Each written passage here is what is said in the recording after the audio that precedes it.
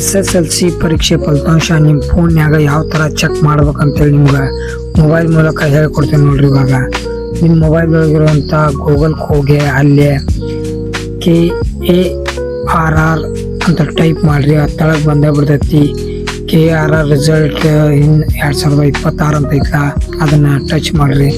ಅಲ್ಲಿಂದ government website Karnataka examination result ಅಂತ ಬರ್ತೈತಿ, ಅದನ್ನ ಟಚ್ ಮಾಡಿರಿ. ಅಲ್ಲಿಂದ ಇದ್ರೊಳಗೆ ವಿದ್ಯಾರ್ಥಿಗಳು ತಮ್ಮ ನೋಂದಣಿ ಸಂಖ್ಯೆ ಹಾಕಿ ತಮ್ಮ ರಿಸಲ್ಟ್ ಅನ್ನು ನೋಡ್ಬೋದಾಗೈತಿ.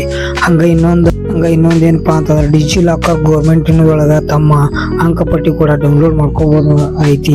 ಎಲ್ಲ ವಿದ್ಯಾರ್ಥಿಗಳು ತಮ್ಮ ಮೊಬೈಲ್ದೊಳಗೆ ಇದೇ ವೆಬ್ಸೈಟ್ದಾಗ ಹೋಗಿ ತಮ್ಮ ಫಲಿತಾಂಶವನ್ನು ಚೆಕ್ ಮಾಡ್ಕೋರಿ. ಫಲಿತಾಂಶದೊಳಗಿಂದ ಯಾರು ಹಿಗ್ಗೋದು ಕುಗ್ಗೋದು ಮಾಡಕ್ ಹೋಗಲ್ರಿ. ಎಲ್ಲರಿಗೂ ಒಳ್ಳೇದಾಗ್ಲಿ. ಮುಂದಿನ ಕಾಲೇಜ್ ಲೈಫ್ ಎಂಜಾಯ್ ಮಾಡ್ಬೇಕೈತಿ.